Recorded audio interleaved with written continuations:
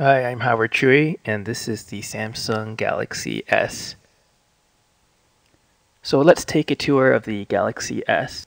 On the side we have volume buttons and a lanyard connector, 5 megapixel camera, no flash, they're targeting the iPhone. On the back, underneath the cover is a micro SDHC card slot, 3.5mm headphone jack, and the micro USB connector is covered by a sliding door. On the bottom we have a microphone. Now let's compare it with the Google Nexus One. Notice how the Nexus One's AMOLED display is much more reflective than the Galaxy S's. Check out the reflection of the camcorder. Also, the Galaxy S's Super AMOLED has a much better viewing angle than the Nexus One's, which is already really good.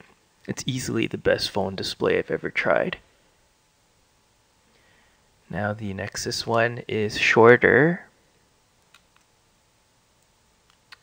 They're about the same thickness. And the Nexus One is a little narrower. Of course, it's got a smaller display.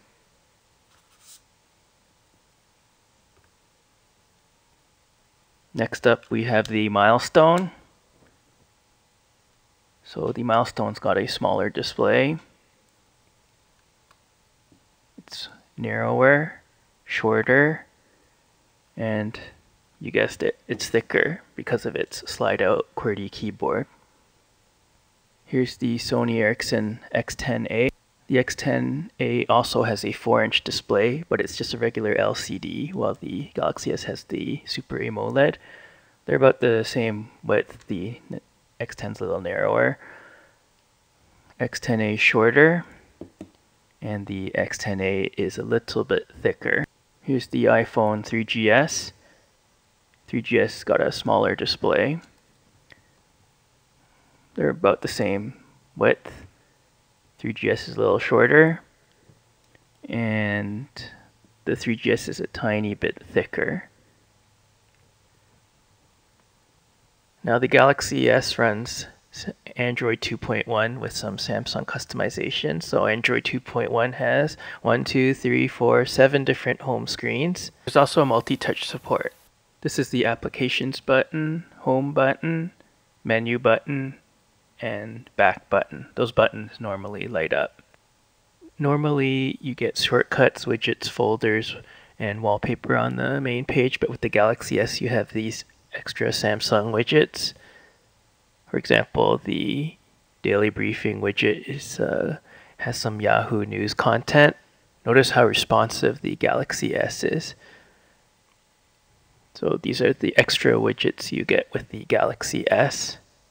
Now the main menu is organized into screens which you can scroll between sideways, just like the iPhones. So I prefer this over the regular Android way, which you just have a really long screen of icons. Besides the regular Android fare, Samsung also includes a DLNA client which can play files from another server, play the files on the phone to another player, or play files from another server via another player on my phone, something like that.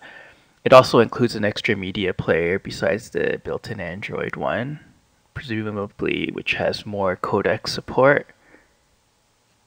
The software is not really done yet, so not everything is included here that you're going to get. For example, Samsung will have some sort of Samsung social media networking application.